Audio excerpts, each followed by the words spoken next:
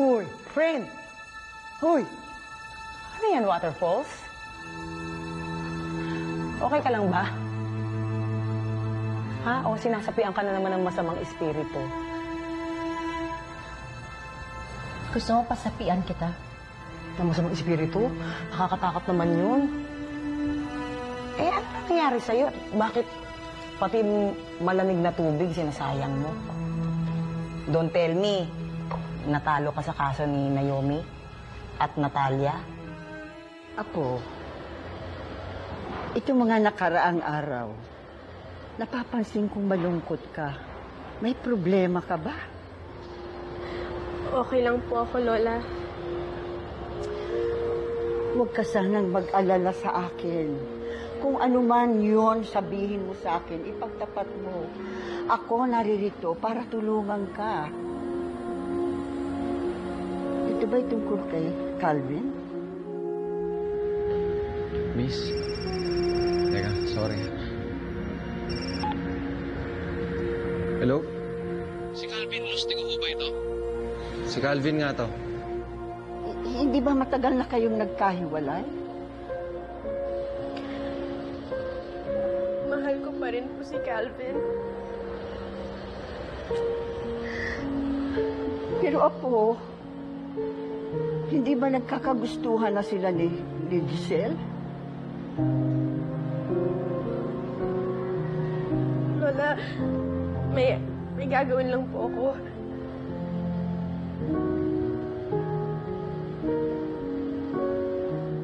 Tanga ka ba?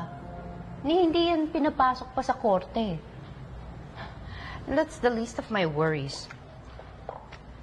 Sakit mo naman magsalita. Kung makatanga ka naman dyan. Sino naman pinoproblema mo? Si Carl na naman. Cannot be reached ang cellphone niya. Tawag ako ng tawag sa kanya. Gusto ko lang naman malaman kung bakit niya binaril si Giorgio. Lina, sino lang ba ang pwede nilang pag-awayan? Sino? Walang iba kundi si Natalia lang. 1+1 lang yan, friend. Ay, pwede ring pagtalunan nila yung isang bagay. O kaya nag-aagawan sila sa isang kotse, sa isang lupa, sa isang negosyo. Bakit kaya hindi mo lang itanong kay Giorgio, di ba? Close kayo.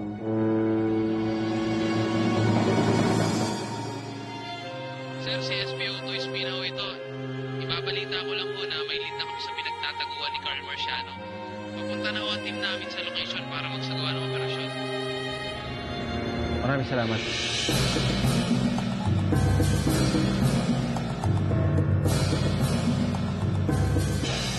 Hindi ko akalain na pareho pa kayo magiging artista ni Adriana. Kilala niyo na po ba si Adriana nung bata pa siya? Buti, dumalaw ka. Matutuwa si daddy niyan. Anak, come home. Wala sa karakter mo magpabaril. You really surprised me on that one. Kailangan ka ng pamilya mo, lalong-lalo na ng anak mo. Claudia is dying. Nagkamali ka ng kinalaban ni Carl Marciano. Sisiguraduhin ko sa pagkakataon ito. Hindi ka na mabubuhay. Nag-usap na ba kayo ni Calvin? Sabi niya sa akin na hindi niya daw masusuklian ang pagmamahal ko sa kanya.